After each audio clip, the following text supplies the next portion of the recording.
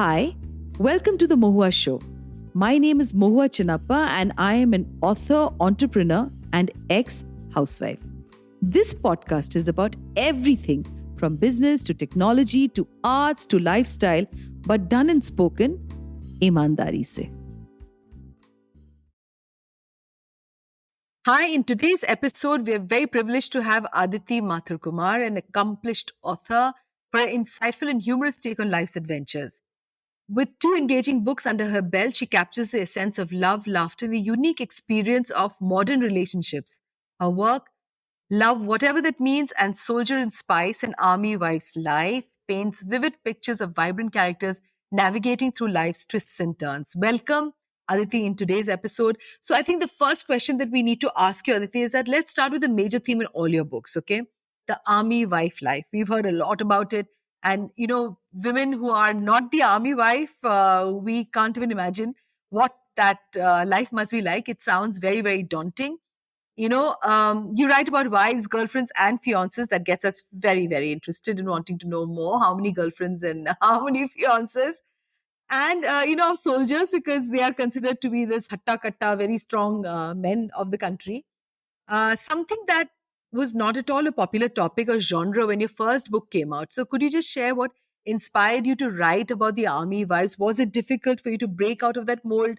And why did you decide to do this? Yeah, sure. So, first of all, thank you so much for having me. I'm so excited to do this. Um, Thank you for the introduction as well. What's made me write about, the army wives' life or the life of the families of those who are serving in the forces is my own experience, right? It goes back to when I got married. I have a complete civilian background. And I say this everywhere I go, that my knowledge about the army was limited to Bollywood, which is my knowledge of army was border or was LOC and, Lakshya, stuff like that. I did not know what the real life was about. And I was this girl from Rajasthan, then from Kota, from the IIT in Medical Town, and then I came to Delhi to study further, and then I was working in advertising in media. I had no clue that there was this whole other universe, out there. And then when I got married in the army, and because again I'll go a little bit back, I have always been an avid reader. So everything in life I thought I was stuck at, or I needed guidance for, or I needed to do better, I would look for books. And this obsession for books also came handy when, in everything in life, right? In advertising and in blogging and whatever. But then what happened is, when I became an army wife and I uh, entered this grand mysterious world of wives, I was in awe. It was like, all glitzy, and it was so elegant, and I wanted to do the role well. So I decided to look for guidance. And where did I look? Obviously books, right?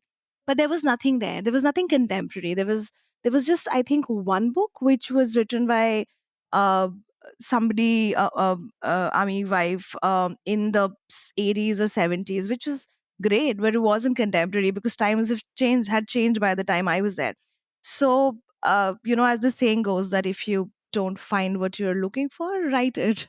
So I wrote it. I wrote my story. So it was it this the first book, Soldier and Spice, is about a girl from a complete civilian background who gets married to an army officer, and how from the name is Pia, so how from Pia she becomes Mem Saab, and how the world just changes, and how her duties, and how she's expected to have strength, which is of a different kind altogether. So that is what the first book was, and it was received very well. It actually, I've been told by my publishers that it started an array of books and stories to be published in that area, in the army, family areas. So that's great to know. But yeah, I think that those stories need to be told, because Noah, we read and we see on the screen about soldiers and how their bravado, is making us safe, and it is true, it is their heroes. But what about the people who are holding the fort back home? So I thought that their stories also need to be told, and that was my inspiration. So tell me a little bit about the emotional roller coaster ride of Pia in your book. Obviously, you say that it's been taken from your life, and I am a civilian, right? I mean, that's what you call, right? A civilian, and and an officer. That's the difference between us as homemakers and you. And the shifting constantly from one city to the other with your husband, or when your husband is really out there fighting a war or at a border that has got so much of conflict. How did you manage as a young girl, making friends with new people? And there's a lot of levels also in the army that one needs to learn. Over time one learns. I mean, of course it's fantastic to know that there is somebody who's like treating you like this queen and you're this mem sahib, and you have someone managing a lot of your home household chores, but the man you got married to is not there by you. How did you deal with all of that, Aditi? It was not easy. I'm not going to sit here and say that, you know what, it just came to me. It is a lot of learning, which I also wrote about it in a little bit in a para or so in my latest book, Operation Payback. What I said was, soldiers are soldiers and they can do what they do, and bilkul will completely strange situations, and they deal with a lot which is far from ordinary, but they have training for it. They've trained to be what they are, and they've trained rigorously to do what they do. But the army wives, the kids, I'll also say the parents, we don't get any training, right? I mean, we just learn on the job. It's learning on the go. So yeah, I used to, as a young army wife, I used to feel pretty daunted about long separations, and when they would go for exercises, or you know would just sometimes you don't have a lot of times you don't have security clearance, so you wouldn't even know what where he is. Or and also, this is 2023. We talk about internet, we talk about connectivity and how world is one and everything else, right? But in 2023, there are still times in my life when the husband doesn't have a phone connection. Forget about video calls and anything else, but just a phone connection. So, for 2 days at a time, you're waiting that he gets a signal, or he'll call you, or he'll go to a place spot where the signal is stronger and all. So, it wasn't easy, but yeah, like I said, you learn on the go. And also, the community, like you mentioned, it's a very strong support system. So, it's not like, your husband's gone and you're just waiting, or, you're sitting there, or just doing your own thing. You have a whole community of army wives with you. So I remember when I was just, I think, less than a year old into the marriage, and he had to go for a 2 month old exercise, and I was like, what am I going to do in Jammu, and like above Jammu and all? But there, we made friends, and a lot of us were in, everyone actually was in the same boat. So we arranged lunches at one person's place, and then we would do book readings, or we do we'll just meet in the garden, and we'll just have tea and just talk about politics or whatever it is that everybody is interested in. So I think the community helps a lot. It is a very supportive community, and because we're all going through the same thing, I think you also lean on each other, and you also lend each other strength. Yeah. That sounds so fantastic. I think people, living outside, we don't have the luxury of actually forming a community. And especially for me, because I stay in a house, and I think in an apartment, you can still form a community. So I think this is so fantastic. And, it goes out to our listeners that it's not all so, worrisome. If you're an army wife, you do have a huge support among the other army wives. So now let's just come to your second book, Love, whatever that means. I'm still trying to figure that out, whatever that means. So tell me a little bit, about the army girlfriends. I've never dated an army man ever, but I would really like to know, what is it? Because it's so nuanced, right? There's this army guy with this uniform and this great shoulders and this great bicep, and he's out there at the war, and it's all so romantic, but it isn't easy, I'm sure. And of course, love itself as a topic, I think is so nuanced itself. I really don't know what love is. Love can be in so many other ways, but let's just get on to your book and tell me a little about it. Why did you think that it was important to write about this section, where you've spoken about the dream of so many young girls that they nurture of being army officers' girlfriends? Yeah, so there's so many parts to, first of all, beautifully put, was such a beautiful question. I want to ask talk about the love, whatever that means, like what does it mean to us part. And so I'll try and answer my best. Okay. So you're right. I think all of us are still trying to figure out what love is, right? I think it changes. It changes shape, it changes color, it changes everything, texture to uh age. It ages like a person would. I just read last night, was reading a poetry book, and I read a poem which is very beautiful. I'll send it to you later. But it was very beautiful, and I kind of resonate with it, that who knows what love is, but in the moment, what we feel. And I've dated my husband for a while before we got married, right? So I've been in that position. Again, like I said, no book. Uh, and today, that was still, 2007, 8, it was still all right, right? It was still Facebook or Orkut or whatever that there was. We weren't still not that connected in terms of internet, but phones were there, and so it's fine. So what I've actually forgotten my struggles at the time, but I know that it wasn't a normal relationship from even comparing to people in relationships at that time.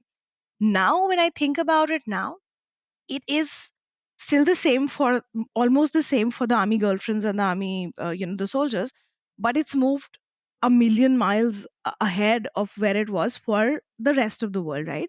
In a world of Tinder and right swipe and left swipe, and within a mile you can find people and connect, right? Here is a whole community of people who are just waiting for that phone call. They can't, there's no, we say that it's the world is so connected. It's not all the time. I know somebody who met me at the Pune Literature Festival in 2016, and she told me that, your first book, everything I know about the army wife life is thanks to you, and I've been married for I think 3 months now, but we've lived together only 15 days because he had to leave for his post. So I remember asking her that, all right, so when did you last speak with him? And she said 4 days back.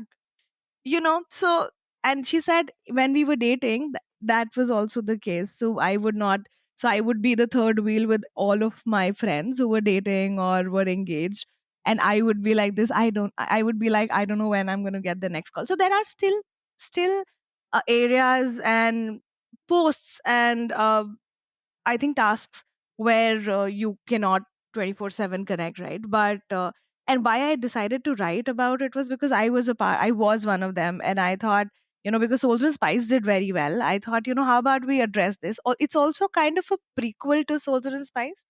I was going to name Tina and Virat were actually Arjun and Pia from Soldier and Spice. So it is kind of a precursor to how they met and then got married and then, right? But then I thought, maybe let's not complicate it. And then I just changed it. But yeah, so I thought, let's give the story a little context, and also let's, I feel incredibly proud of these young girls who and boys who are dating our soldiers, because it's not easy. It's We know that everyone around us is so uh, used to instant connection, that to be able to have that patience to wait for someone to be able to romanticize it in a world that's so jaded these days, I think immense respect. So I think that is why I thought I'll write it, and I did. I think you've drawn upon a very, very important point about the fact that in today's time of instant connection, and people just get so irritated if they don't receive a message, a text back. I think the army wives and the army girlfriends have a lot to teach us about how one needs to learn how to respect uh, the waiting, right? So, let's just come to your new book now, the latest one, Operation Payback, where you've spoken about Veer Nari. So Veer Nari to har jagah hota hai. Aditi, so tell me a little bit about Operation Payback, and it'll be lovely to get your perspective on this book. 100% would love to talk about it. The book is called Operation Payback, like you said. It was just released in August end. And so it also kind of tells my journey of transformation as a writer. I started with blogging, then articles, and then Soldier Spice was humor, slice of life, with also like a romance drama in the end with a very fulfilling ending. So it was your go-to romance things, but romance in uniform. And then I wrote about a similar-ish thing. Uh, because I realized that it's not because my blog was famous for humor, right? Whatever little popularity it got at the time, it was because I was writing funny and relatable stuff, and people would tell me, "Oh my god, I also went through it, and this is so funny. This is laugh out funny and stuff like that."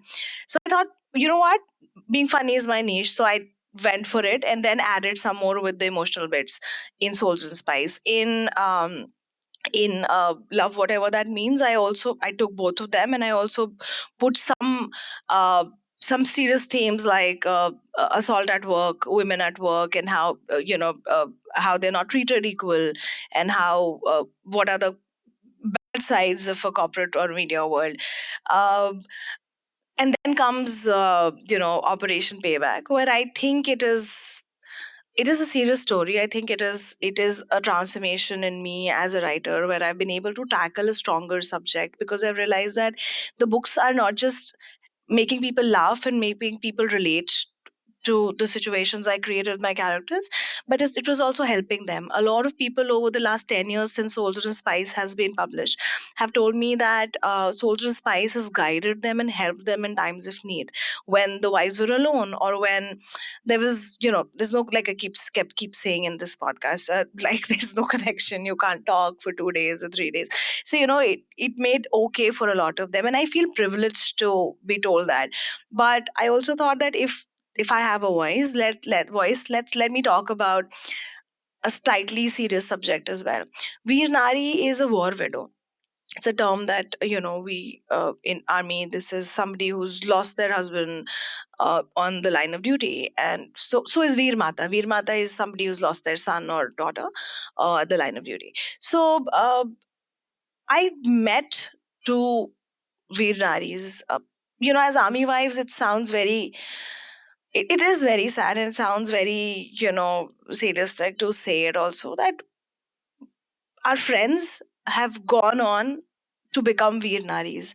We've lost our husbands, have lost their course mates, our husbands have lost their friends, seniors, juniors, and we know that somebody we're sitting with at Independence Day lunch will become a we'll get the tag of a Veer Nari and will be facilitated the next year. It is just, it's been 14, 15 years of me being married to the army, and, in the army. And I, it's still like, it's not normal to me. It still shakes me to my core. But then, Mahua, what happened was I met at two different times within, I think, 2.5 years. I met two Veer Naris who obviously had lost their husbands at the line of duty. And they both decided to join the army themselves. Now, this was something that I still get goosebumps talking about both of them. This is something which was so unexpected to me, because why would you? Why would you join a profession that took your husband away from you? And the army takes care of its own, right? So it's not like, it's not money. It's not career goals. One of these girls is a double MA, and the other one is a lawyer. So, it's not like they wanted to do this for money or for anything, it was. And I got to ask them, because I knew them, and the answer that both of them gave me in different words, but the theme was same, that we want to walk the same path and honor his legacy. He This job, this profession meant so much to him, and we it will give my life more meaning, is what one of them said. And it just stayed with me. It still stays with me. And I thought, how powerful, not just the statement, but also how powerful that character, that human being is, to be able to walk the same path that caused her so much grief.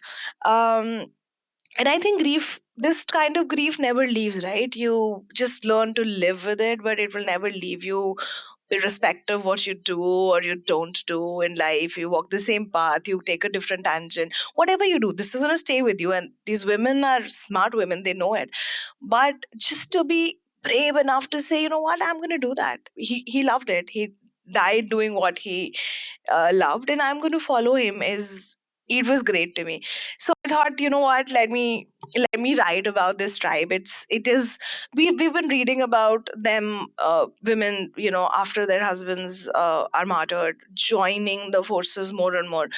So I wanted to tackle both women in the army and also Veer Naris. So I think I was able to do now, but I made it fiction. It's inspired by real women, but it made it fiction because I just thought I wanted to give it more emotion and more. I wanted it to move people a lot more with, which is possible when you combine two, three stories, and So yeah, that's how. I get that really well, Aditi, when you say that you wanted to make it fiction, because till now I have written nonfiction, and nonfiction can't let the wings fly into all the directions that your mind goes into when you're writing, because you need to hold close to the subject. So I understand and I get that as a writer myself, that that you decided to do this as a fiction, as fiction writing. So, speaking specifically about Operation Payback, I loved that Meera is a strong character. Her mom and mom-in-law are portrayed also as very strong female characters. Okay, was it a very conscious decision? Do you think in today's world, of course, I do believe in women supporting women, but how much of it is really true in the army circle? Because I've heard, that there are layers, and those layers you need to maintain, and there's a lot of hierarchy that goes on in the world of the army wives. So tell me a little bit about all these layers that I think you can unfold for us, in this podcast. Yeah, so from my experience, right? Of course, there is hierarchy in the army, but it's for the officers. We do follow, we do as wives, and we also do follow it because it's. I think it was created at a long gone time, but it still holds true to, I think, our values as well, which is something like, if an elder is there, you'd give them respect and stuff like that. uh, Army is also changing a lot. I've been privy to that change myself. It's much more okay to there are a lot of things that I wrote about in Soldier and Spies, like somebody wanting to wear a sleeveless blouse, and somebody else taking an offense. I don't think those things are happening anymore. I haven't seen them. So it's evolving. But like I said, it is a small community. It's not small, it's a huge community. It's a very close knit community. We all come from different backgrounds, but we are bound by one strong thread, and which makes us one family. So you know what, whenever I'm slightly a socially awkward person when I don't know anyone, but when I enter any army party with my husband, or maybe without him as well, when I attend them in Delhi or anything, I'm not a socially awkward person there, because I know, irrespective of me having met someone before or me having known, we all have a common stream between us. It can be a posting, it can be a cant, it can be a senior officer's wife who taught us something, a good life lesson, or it could just be something as simple as, we've shopped from this one particular a shop in Mau, which is the military war college. So I think it's a huge, strong community, and we're there for each other. Now it's also personal, Mohua, right? It's very individual characters, like civil life, like life everywhere, also comes into uh, play here. So yeah, that is what I'll say about that. But yeah, I mean, I think I think that it is not it is very different from, I feel like it's very different from the non-army life, in ways that we go through You different. call that civilian, Also, Aditi? You call that also, civilian life? I don't like calling it that, but in my book Soldier Spice, I Why? What does it connote? You need to tell me a little bit. What does civilian so connote? it connotes that only. From what I understand, it connotes that somebody who's not from the forces, right? So I'm not a civilian anymore, apparently, because I'm married to the army, but in the army. But in my book Souls and Spice, I've written that there are some terms that a new army wife needs to learn. So civil is also sometimes used as a, this thing also, that as a funny jibe also, ki why are you behaving so civil? It's like, why are you behaving so civil with me right now? Which is like, you don't know what's happening. Like somebody was saying, it's a very recent thing. Somebody was saying, you know what? I wish I'm going with my husband to so and so place for so and so conference. I wish I get one evening free, and I want to just roam around to wherever the places, the touristy places was. And somebody else goes like, don't be so civil, there's no evening we're going to be free. so so it is used like that also. So there's some very very funny army terms that I learned when I just gotten married, and I love them. Like WTF for me, coming from media, was we know what it is, right? But Right, they of would course. call it like whiskey tango foxtrot, and I would just spend 5 seconds saying, why would yeah, Foxtrot. why would you complicate it? But yeah. So, you know what, Aditi, let's just get down to asking you, what does heroism mean to you? Personally, what does heroism mean to you? So, each to our own. I'm sure I have my own concept about what is heroism. But of course, listening to these stories, I mean, I feel like a complete civilian, very civil. So, you need to tell me what heroism means to you. What's heroic? It Mawa, it keeps changing. I've tried to deal with this theme in Operation Payback as well. Um, okay, I have to tell you something before that. Somebody at a recent literature fest that I attended just said to me that, ma'am, I love this book. It's one of the best revenge fiction, revenge fantasy. And I was like, oh my god, this is a genre. Like, I wrote it and I did not know that it's a revenge fantasy. So I tried to deal with this, the concept of heroism in this revenge fantasy that I've written. But for me, right now in this moment, is I think heroism is being able to rise above your own fears and your own needs and wants for something which is larger than you are. It need not be grand in the sense of the world. Like, it need not be something which is outstanding, in which 10 people are standing up to take notice. It can be a small thing, but if you do something which is beyond your fears, and beyond your own personal well-being and goals and hopes and dreams, for something that is bigger than you are, I think for me right now that would be heroism. Fantastic. I think that's a clap there, Aditi. It resonates so much with me because that truly is the hero, who can stand and go beyond their own limitations.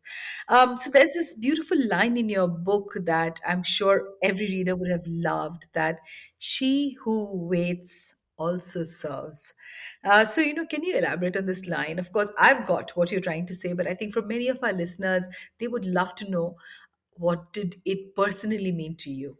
This is a line which a very senior officer's wife had said to me when I was, I think, just married for a month or so. Um, because something happened, and I said, no, but I'm a civilian or whatever. And she said, no, you're not.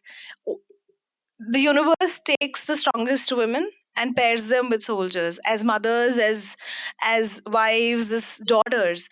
And at that time I just thought it sounded nice, it had a nice thing to it. And but I did not want to give too much credit to myself, because I was still at that time thinking, do I have that strength?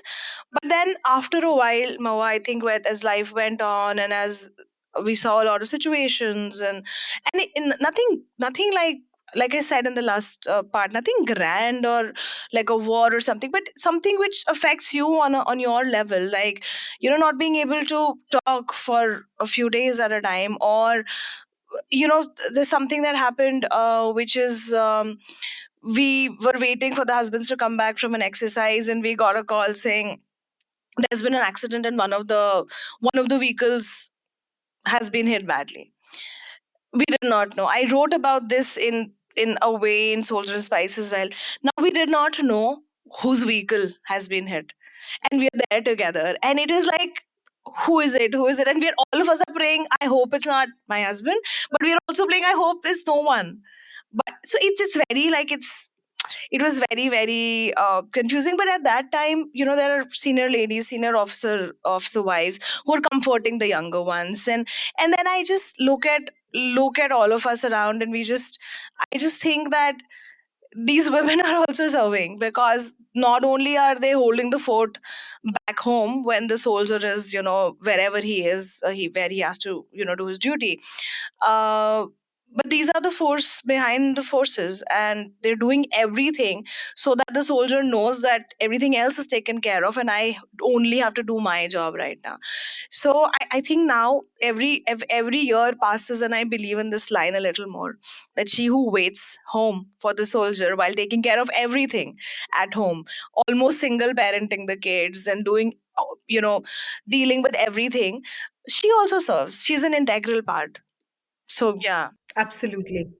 There's another thing that I would want to mention from your book is the impactful use of the line युद्ध ही तो वीर का प्रमाण है.